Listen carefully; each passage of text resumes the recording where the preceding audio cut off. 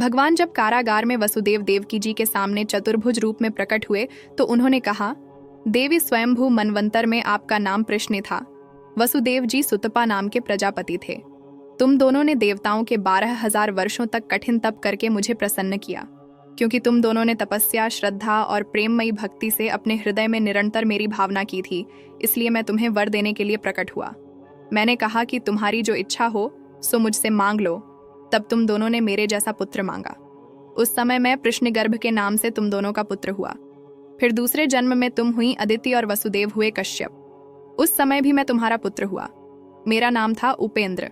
शरीर छोटा होने के कारण लोग मुझे वामन भी कहते थे। तुम्हारे इस तीसरे जन्म में भी मैं उसी रूप में फिर तुम्हारा पुत्र हुआ हूँ। मैंने तुम्हें अपना यह रूप इसलिए दिखला दिया है कि तुम्हें मेरे पूर्व अवतारों का स्मरण हो जाए, अन्यथा मेरे जन्म का ज्ञान किसी को नहीं होता।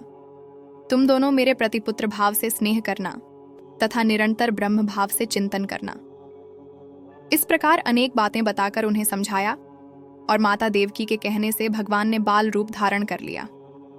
वसुदेव देवकी जी के बराबर कौन भाग्यवान हो सकता है, जिन्हें वे अखिल ब्रह्मांड नायक सदा माता पिता कहकर पुकारा करते थे।